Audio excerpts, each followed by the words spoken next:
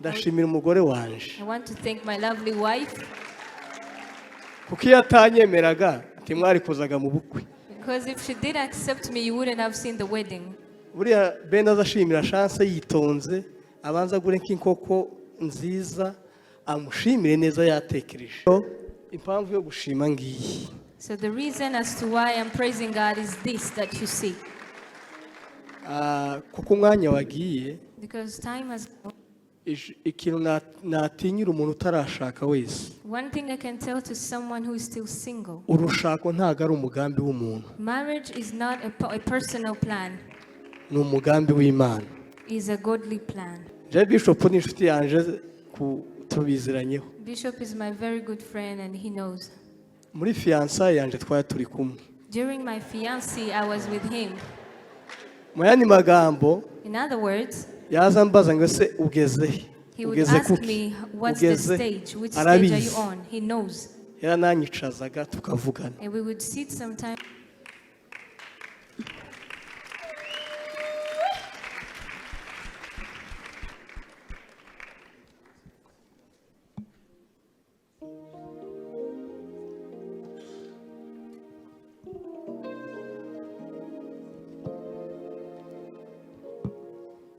Reka nsabe Konfi arari asome Zaburi 103 umurongo wa 2. I'd like to ask Konfi to read Psalms 102.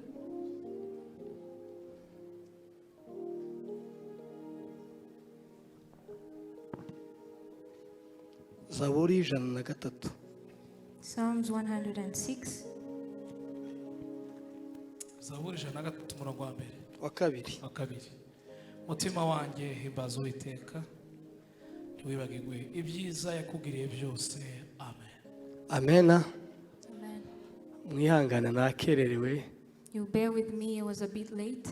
Kubera ikibazo c'imvura ntuzi umenya amasaha ageze. Because of the rain, you don't know where the time is.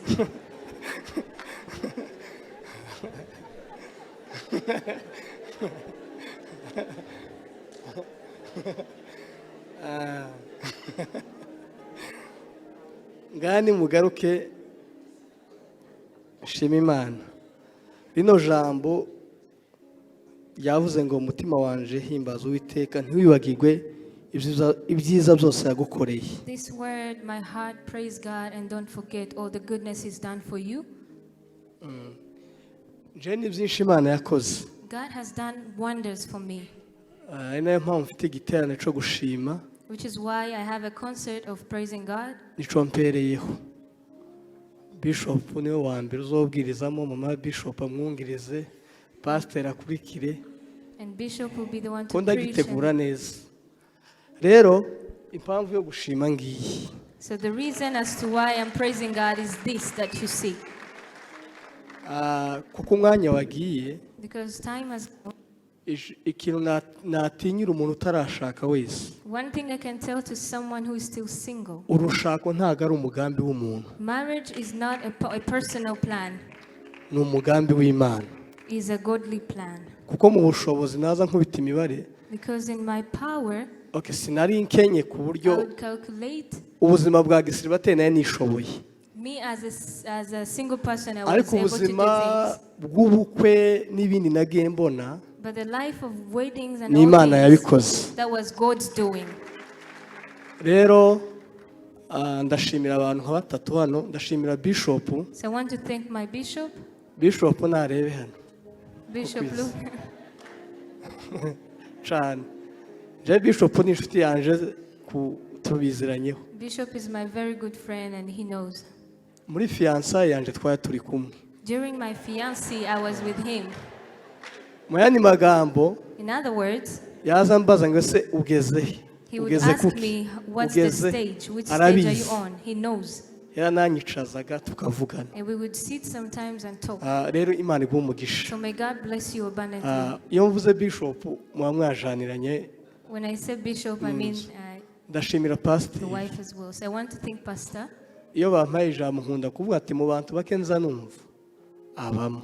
So when they give me a word, in the very few people that I listen to, he's Ngira amongst amahamba them. ateye kwanje kumva umuntu biza bingora.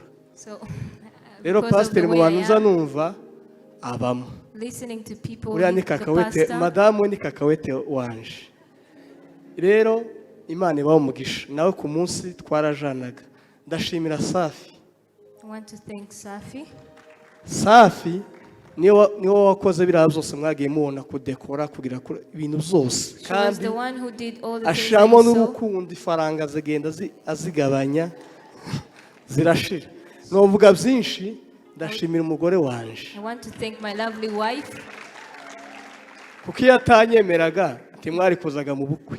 Because if she did accept me, you wouldn't have seen the wedding. Buriya benda azashimira chance yitonze abanza gure nk'inkoko nziza amushimire neza yatekereje. Rero Imana imumugisha. Ibindi ndashimira ababyeyi ndashimira mama ni usigaye papa yagiye kera we sinanamuzi. Ariko ndashimira mama iwe turi inshuti ahara byumve ndashimira pa mudogo uba turikiya bitamucuranyana na Munyurangabo Jonas n'abandi n'inshuti zanje ndashimira abanaziri ndashimira igisubizo yewe nabo sabari inyuma Imana ibaho mugisha mfite igiterane ndekeye aho ngaho murakoze. I would like to thank everyone in general and I have an upcoming crusade. Reka tubakomere amashi. Let us give them a hand of applause. Ntamusige kiri umumanure neza. Nibyo kabisa. Hari umuntu ushaka guhigura umuhigo uri hano inyuma mwamubonye ntitumuhe ijambo. There is someone who wants to come up and wahigura umuhigo wawe tutaguhaye ijambo. She made a promise to God and she wants to come up with it. Ngo arashaka gushima.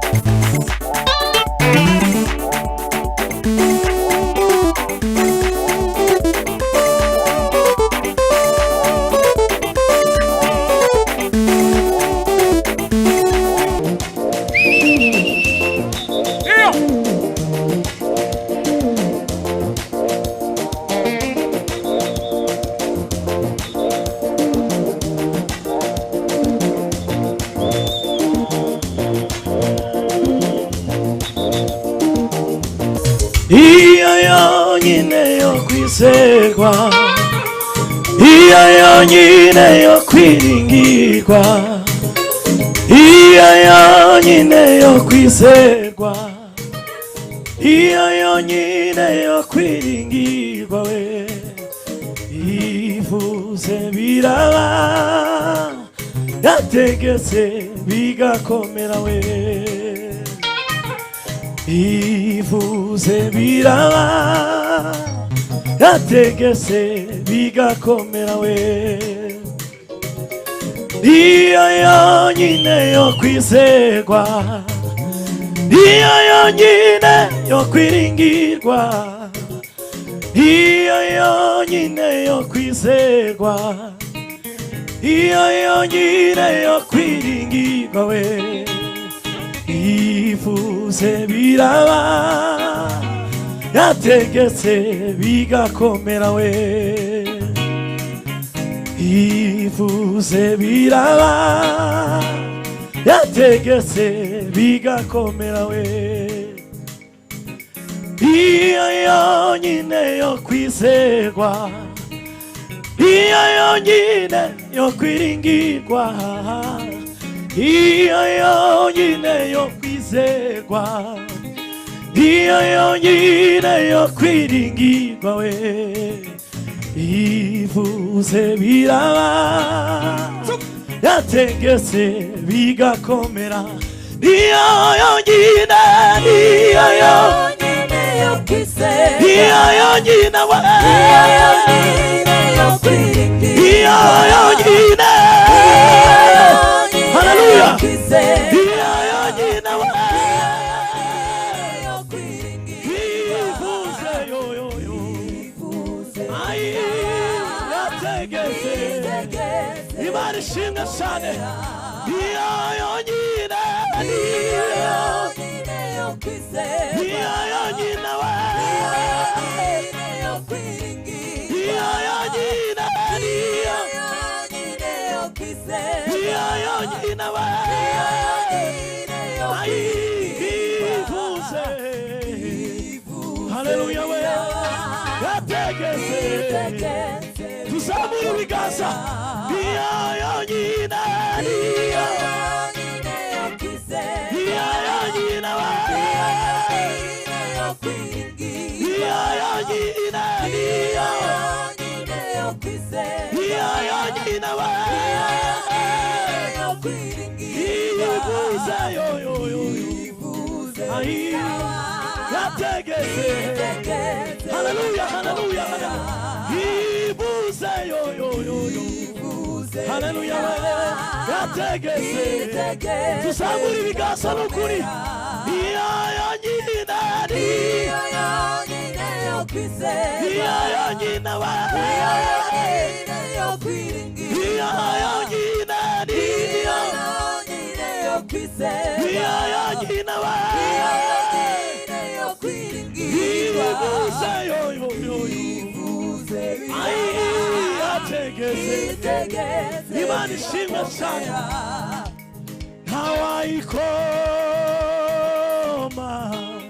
ntawayikoma mu nkokora we icyo yavuze no kugikora izagikora we ntawayikoma mu nkokora we icyo yavuze no kugikora izagikora ntawayikoma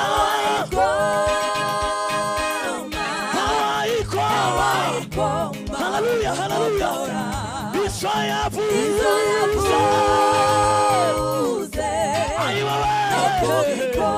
Imana ishimwe cyane ntawayikoma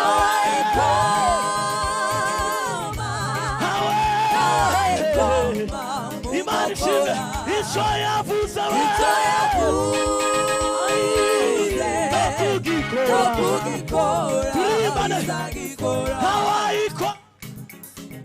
tuzamura ibiganza ntawayikoma tuyivugirize impundu iyo Mana icyo yavuze tuzamura ibiganza ayibawe uwimazwe Kristo ntawayikoma Imana ihimazwe ntawayikoma tuzamura ibiganza n'ukuri icyo yavuze uwimazwe Kristo no kugikora twese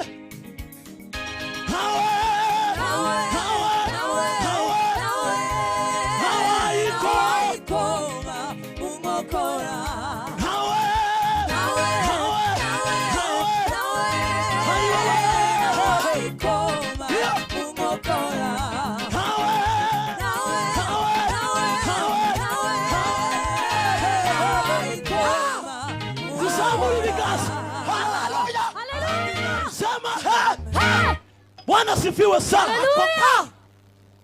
Uyu munsi jewe ngize ngo vuge Kiriki ariko Mana Kiriki ni umugabo iyo uvuze Kiriki uvuze Richard ubuvuze Kiriki kabisa ubumvuze na uvuze mukongomani yego uvuze abantu benshi nitumara ngo tureke kwishima twakwishungereje twakwishungereje tukareza muzuko umugabo ari ugira undi mugabo cyane hawayikoma kwese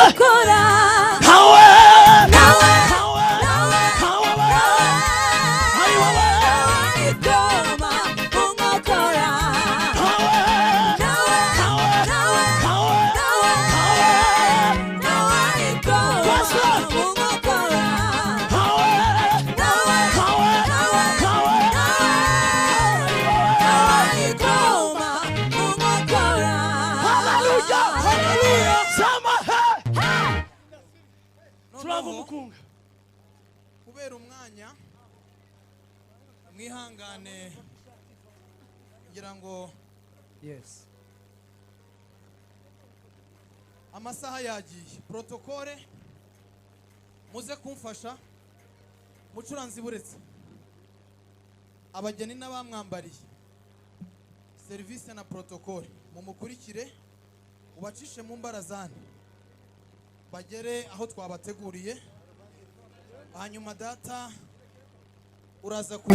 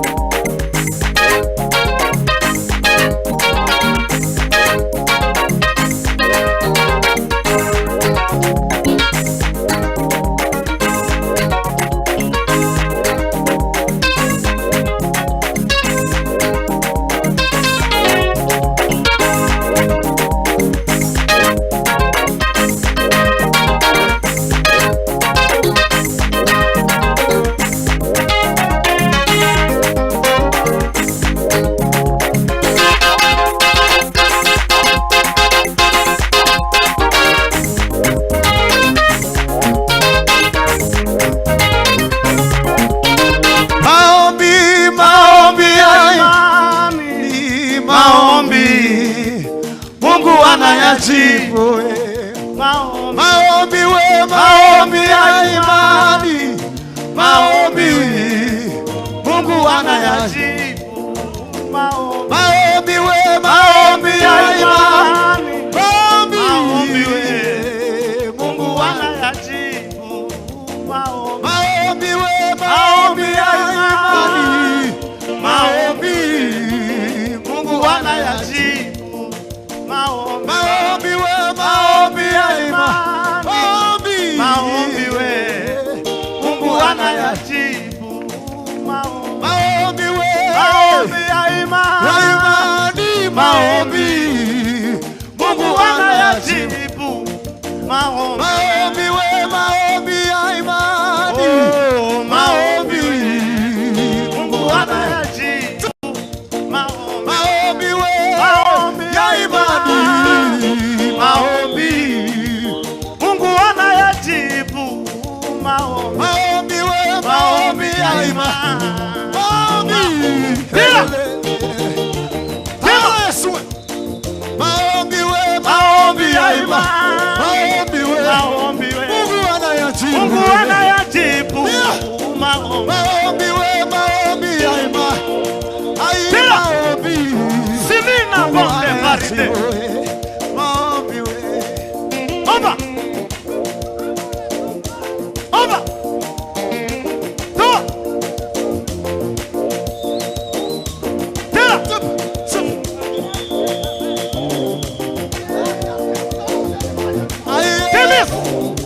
maombi maombi maombi Mungu anayajibu.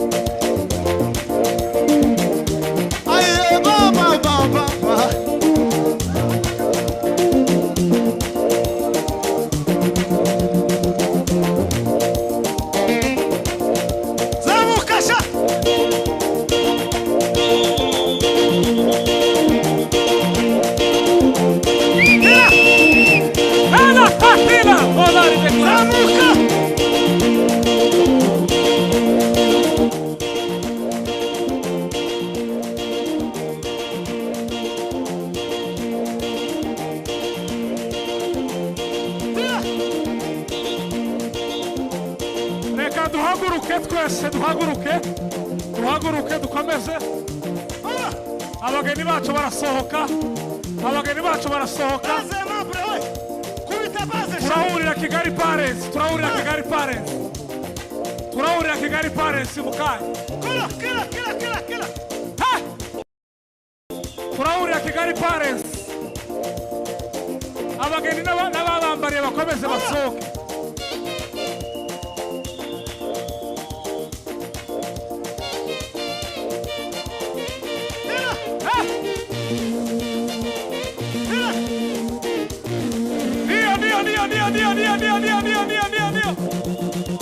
Imana ibamugisha dukomeze dusohoke.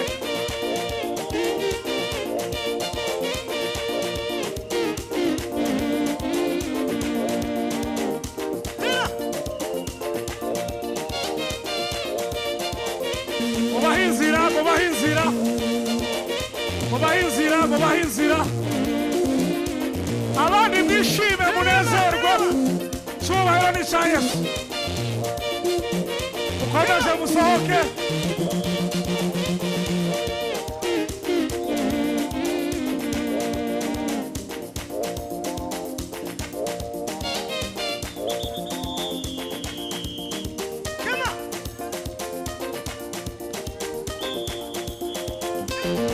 abahizira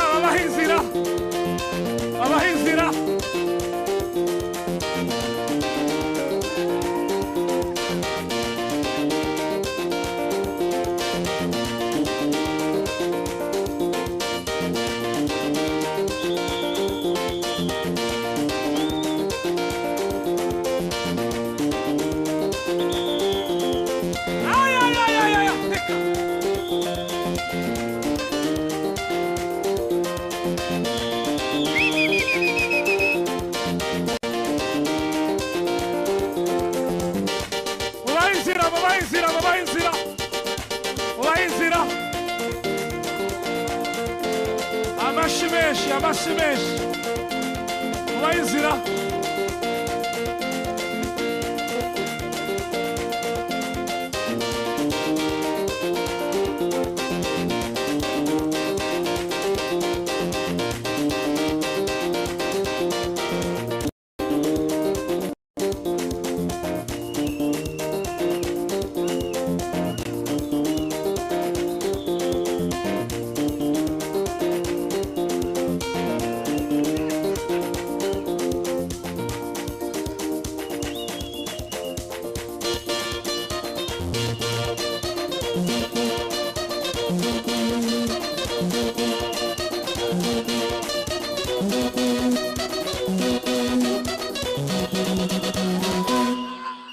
murakoze cyane